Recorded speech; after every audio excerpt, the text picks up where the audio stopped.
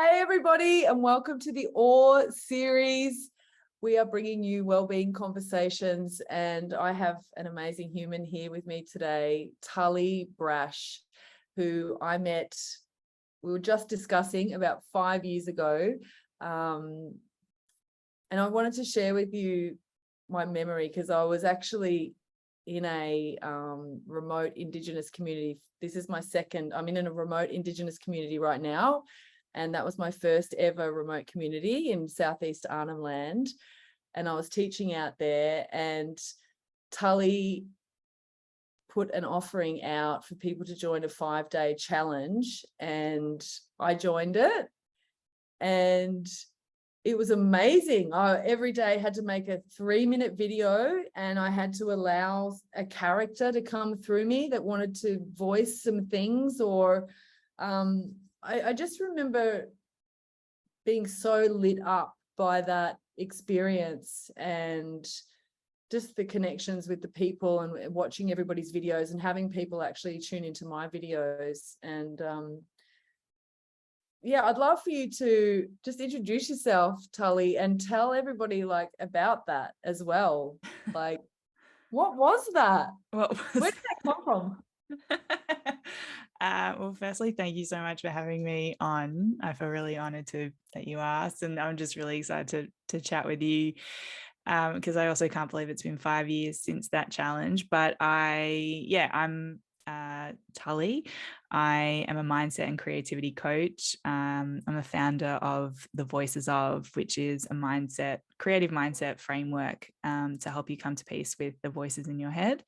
I'm also recently a mum and a podcast host of the Creative Zone podcast. And yeah, that challenge was a creativity challenge, but also a mindset challenge, in that the body of work that I created, the basis of it is to creatively express those voices that we have in our heads that can often hold us back. And for me, I found that by creatively expressing them and putting a character and giving them a voice and hearing them, that actually quietened those voices because they felt heard and seen. And it started from my own one-woman show that I did of The Voices of Tali, and then I created the body of work, and then have offered that over the years in programs and workshops and online courses. And that challenge was, was it 5 days or 7 days of just, people sharing. 7 days. Maybe Yeah. It was 7 days. Yeah. Yeah.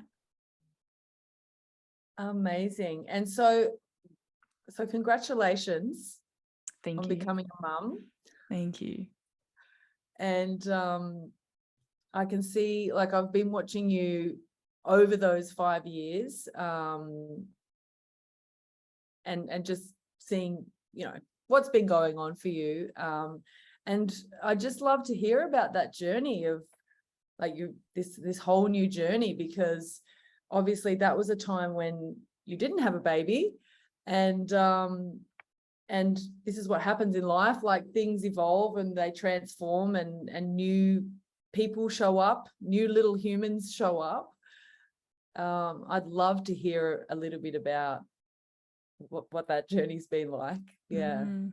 Thanks for asking that. Yeah, I think for a long time I was in, well, let's go back. I was in therapy since I was 16 years old, because I really wanted to come to a place of feeling like, by the time it comes that I have children one day, I wanted to, I guess, not necessarily pass on a lot of the conditioning that I had that I felt was difficult for me growing up. So I was I want to do the work on myself and understanding my conditioning, understanding all the voices that, I had growing up that told me life is meant to be a certain way. My whole journey, I guess, leading up to motherhood was how can I find my own voice and trust what that voice is, and connect to my intuition, so that when I do become a mom, that I'm not unconsciously, just sort of, obviously I'm going to hand things over, and I'm, my child eventually may be in therapy.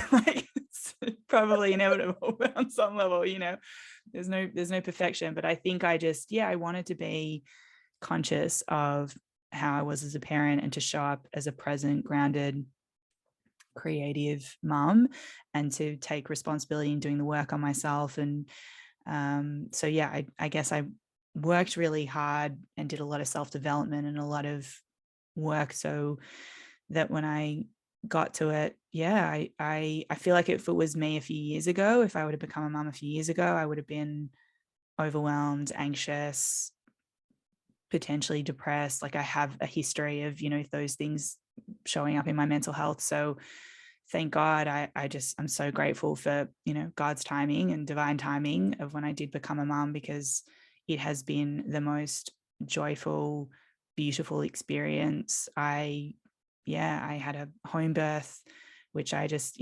visualized in my meditations, and my partner and I did a lot of work and a lot of prep and created this incredible team around us. And he was born in our home that we, have lived in for the last 5 years. And it was incredible. And, obviously there are moments that are really challenging, and it's, a lot of my energy and my time is dedicated to this little being. But a lot of people have said to me, like, oh, you just, the first year is about survival, and how hard is it? And I just, honestly, like, it hasn't been my experience. But I think that is a lot to do with, the last 10 or so years of my life that I've really dedicated to, doing the work and trusting my own intuition, so that, all the different theories and parenting styles and everything that you get from society as to, sleep patterns, food, like all the things, and through pregnancy as well, I really trusted my intuition. And I feel like most of the time, I just have this really intuitive, loving connection with my baby, and my partner's really involved and an incredible dad. And so that as well, makes such a difference. But I'm really grateful for having come to motherhood and integrating my own internal parent mother voice as well. That's a big one. Oh my goodness. This is so, first of all, just thank you. Thank you so much for doing that work before, bringing another little human into the world. And I know that you said it's divine timing and it's God's timing. It's all perfect. And I've done 10 years of therapy myself. And I mean, I really got right into it when I was 34. So I'm just sitting here in awe. Get that? Did you get that? I am sitting here in absolute awe, because I'm thinking, I'm just trying to figure out how a 16-year-old has that level of conscious awareness and I mean, obviously you're a genius, but I don't know. Yeah, I don't know about, I was extremely I was extremely anxious. I don't think it was a conscious thing. I think, it came from a place of really struggling, and I, never spoke up. I never wanted to tell someone how I really felt, because I was afraid to, disappoint. Like, I was huge people pleaser, good girl, so I think for me, like, creative expression and being on stage was one of the places that I felt free to, like, share my voice and, let out however I was feeling on the inside out. And then I think therapy was the other second place that I felt safe to do that, because everywhere else in my world, I couldn't do that. So I think it came from more so desperation than genius. But I mean, I appreciate the compliment, but you can take it. You can take it. But thank you, because that is a very important piece to share, is that, because it's the same for me. It wasn't until things got bad enough for me,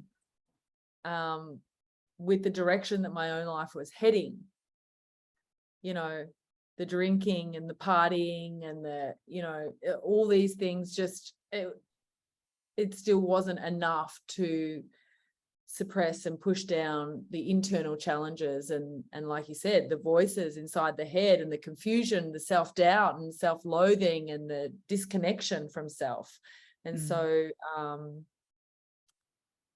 so you're saying that you got to that point of so much anxiety that you actually had to choose that for yourself. But I mean, how does a 16-year-old find a therapist? I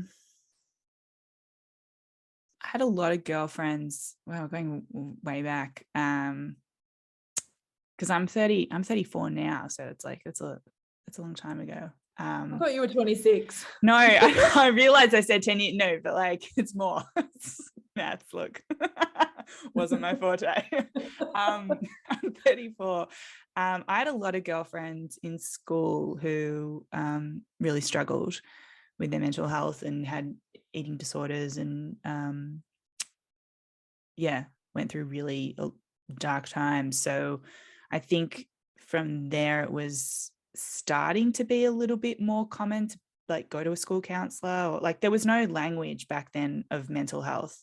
There was no language around anxiety. There was no language around, all the noise. I feel like now we've come a long way with that, and that now in schools, we do talk about meditation, we do talk about mental health. I think it's amazing the direction that we're going in, but certainly when I was in school, there was no language for it. So I think I just got to a place where I felt like I was going to implode because I never let it out.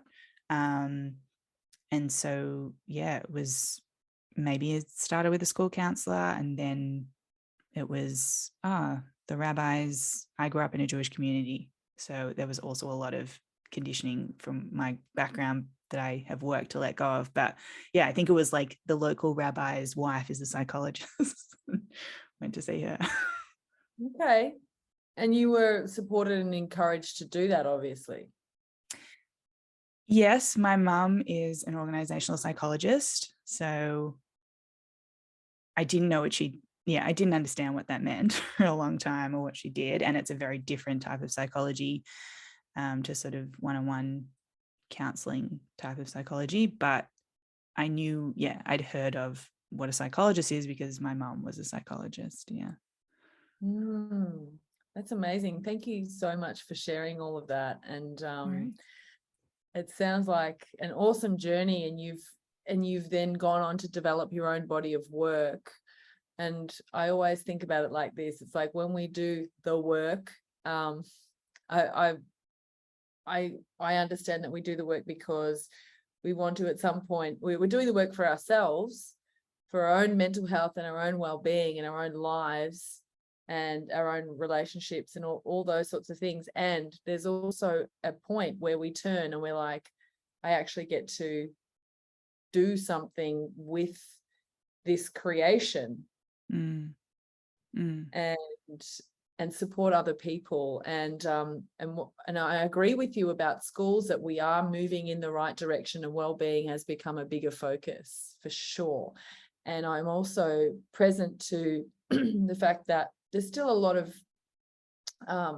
people who potentially don't have the practical skills. So we have a lot of words and we have a lot of theory, and maybe, we might have professional development where we sit and we're given information. And for me, what's really important is that teachers and parents and anyone who's working with young people actually has some practical tools. And so I didn't actually share this with you before we jumped on the call, but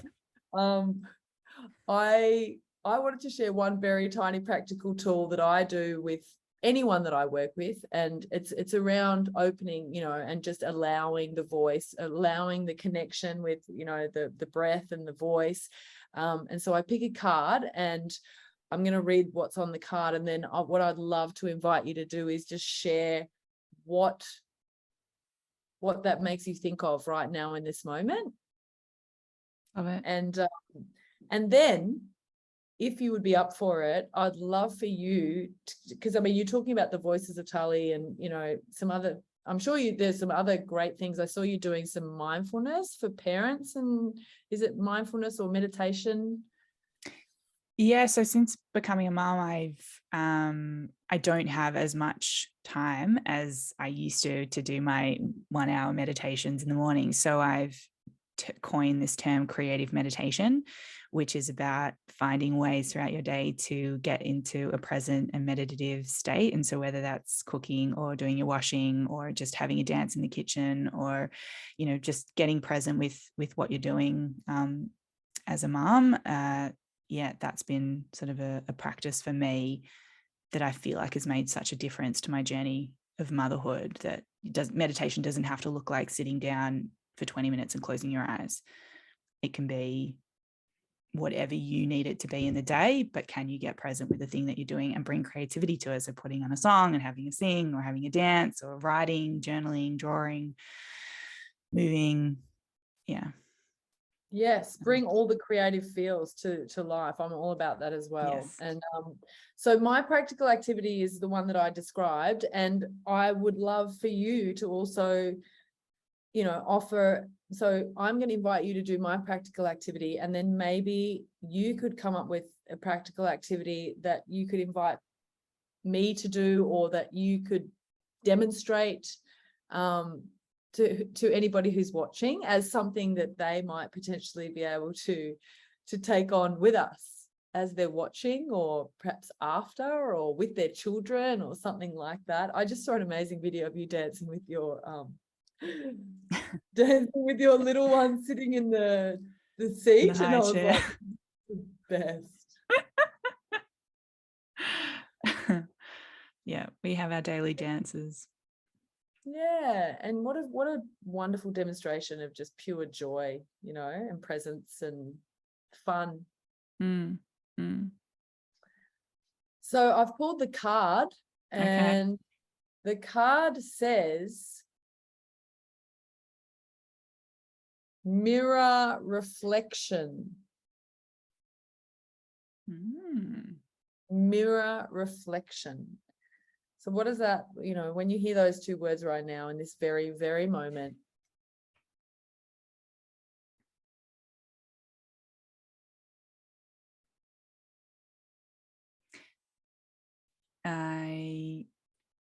I get, I'm happy to guide like a little meditation practice. Yeah. Awesome. So if you're watching, I mean, you don't have to close your eyes if you don't want to, but if you want to close your eyes down for a moment, we'll just take a breath in together, breathing in, letting go on the exhale.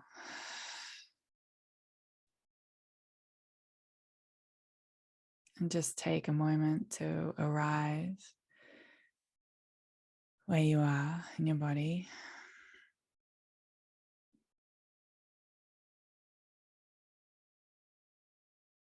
And just imagining in front of you a mirror.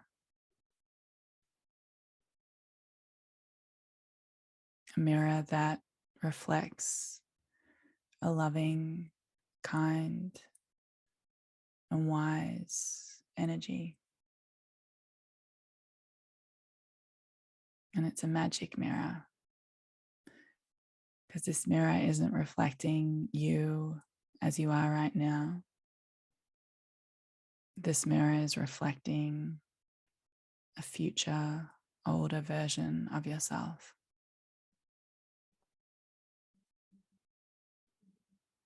And as you look into the eyes of this wise, older self,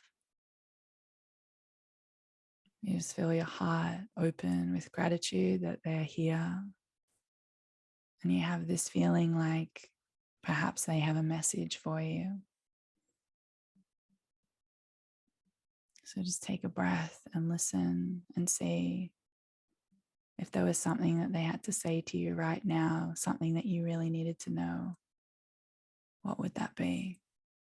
And listen.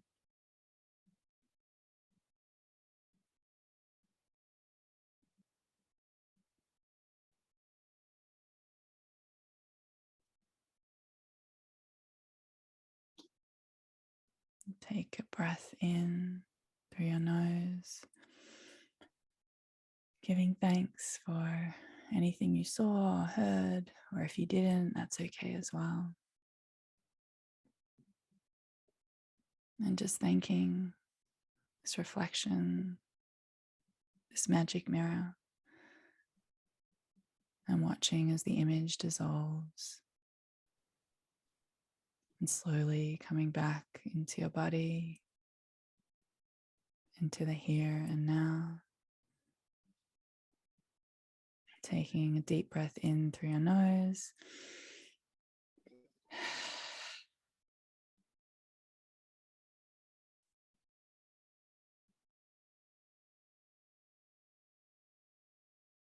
That was awesome. Do you want to share anything that did you see or hear anything?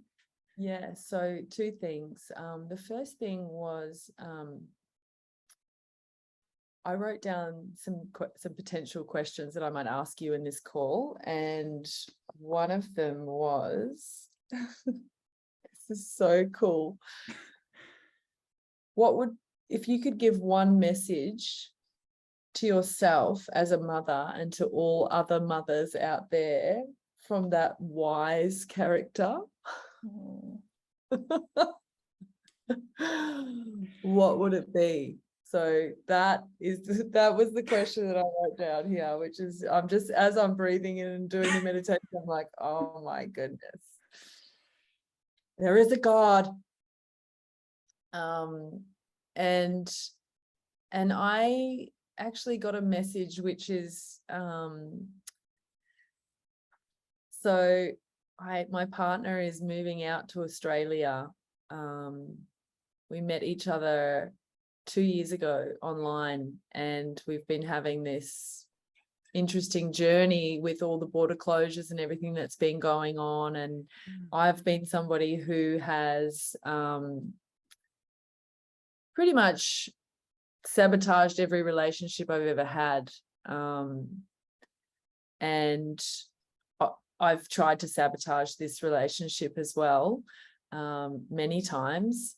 And so he's coming out here and he's going to be living with me in the desert, and we're getting married. Congratulations. Thank you. Mazel tov.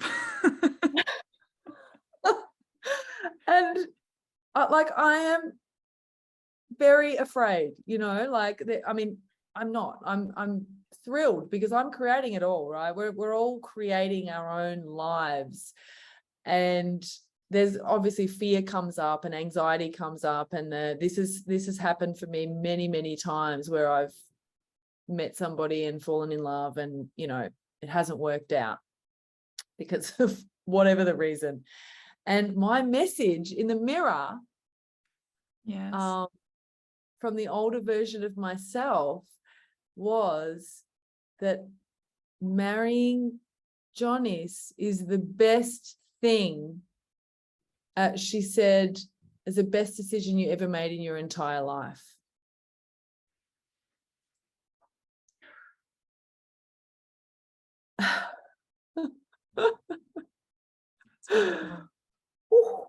So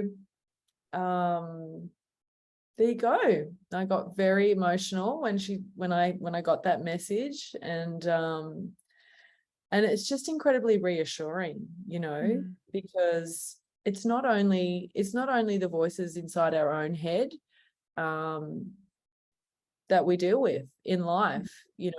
We deal with the voices inside everybody else's head as well. Yeah.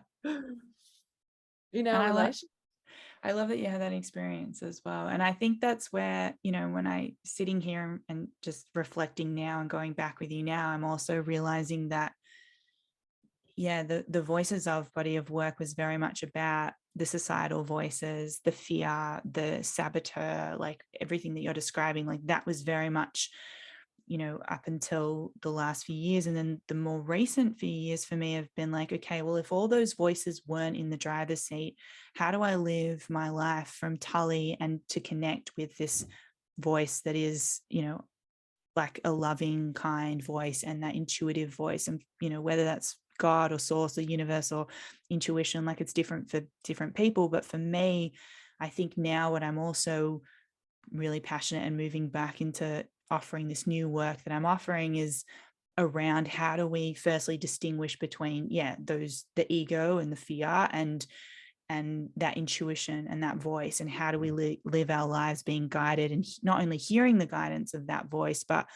actually taking the steps and following what we're being guided to do, and not allowing that fear to jump in. And so I love guiding and supporting people to tune into that, because from there isn't fear. It's just, there is more joy and there's more inner peace, and that's what has brought me more peace as well. So I love that you have such an amazing ability to access that. I remember that as well from you, like your creative channel is just like so open. So it's, I think sometimes we think it's hard to like connect to that, but actually our ability to connect can be really easy.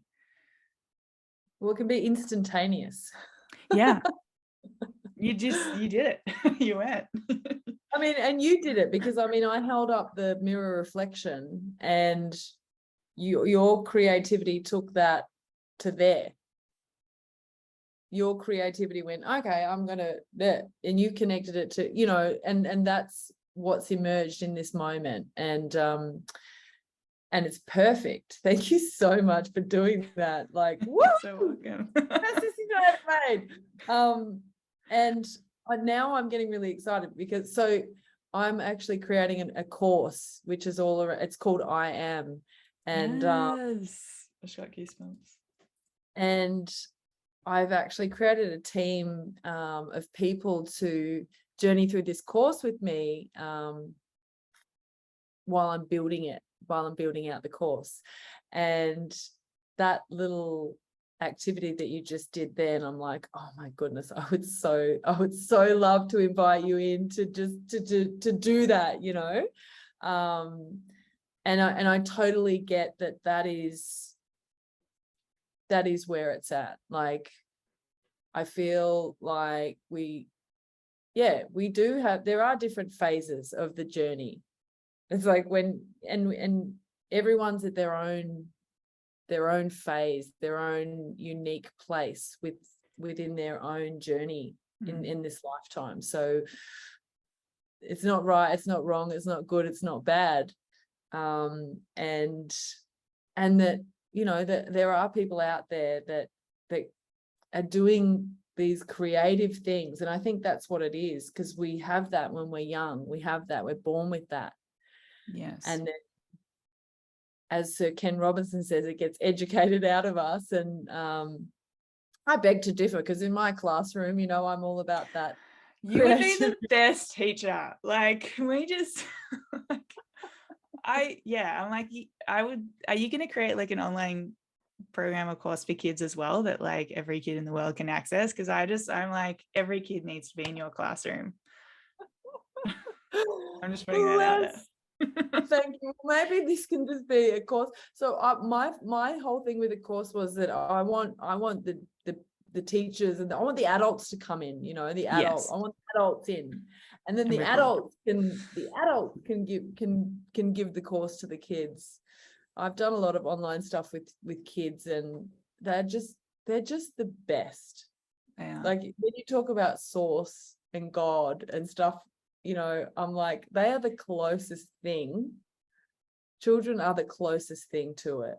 And that's why I'm doing everything that I'm doing in the world, is for our little people. And I'm just really so grateful that you have joined me for this conversation today. I think you're amazing, and I knew you were amazing. And thank you for being here. Thank you for sharing your wisdom and a little bit about who you are and what you're up to. And thank you for supporting other people. And if anybody would like to reach out to you and connect with you in any way, to work with you or anything, how can they do that? Yeah, thank you. Thank you so much. Thank you for saying that. And thank you for having me and just reaching out. I honestly got so excited when you sent me a voice note, and I've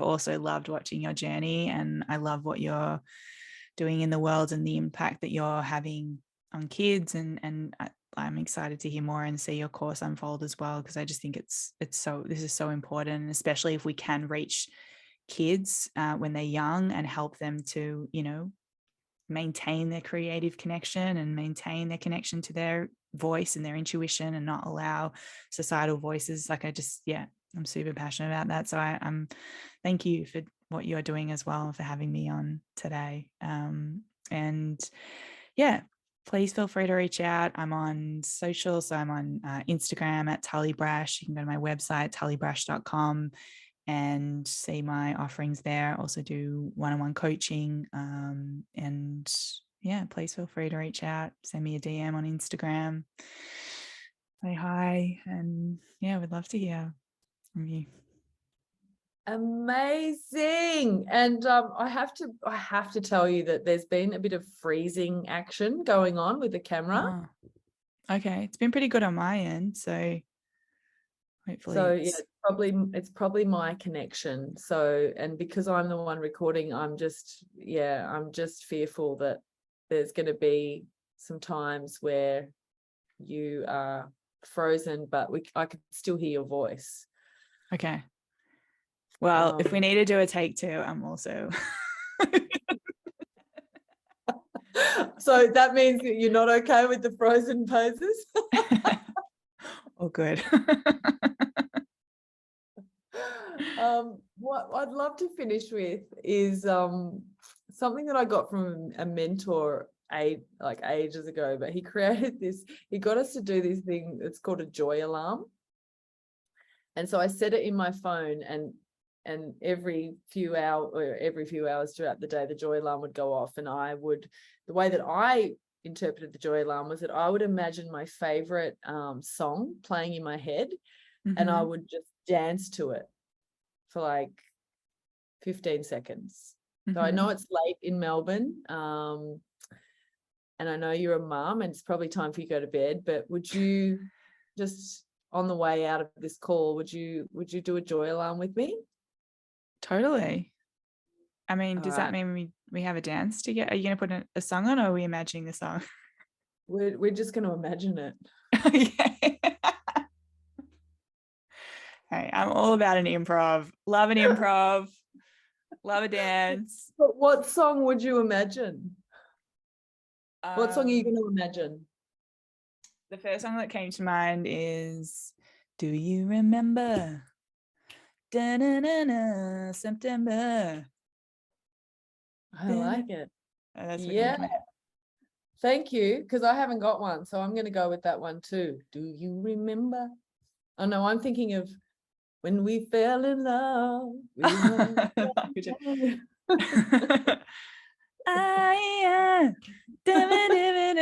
That one. Okay, cool. All right, got it. All right. So what are we doing? Are we just doing a dance break? I'm just going to do a chair dance. I'm not going to get too crazy up in here. Okay. So I'm just going to be like shoulders, arms, hands, and head. Okay.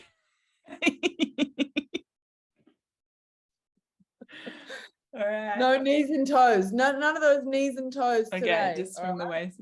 All right. All right. So we're just literally going to do 15 seconds. We're gonna experience some joy, and then we're gonna wave goodbye. Thank you so much, Tali, for being here. My pleasure, Kate. Thank you for having me. Joy alarm.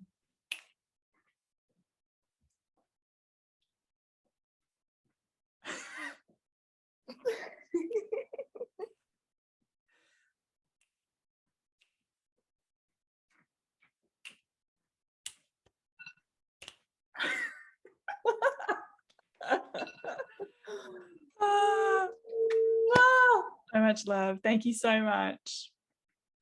Sleep well. You too. Bye, Mama.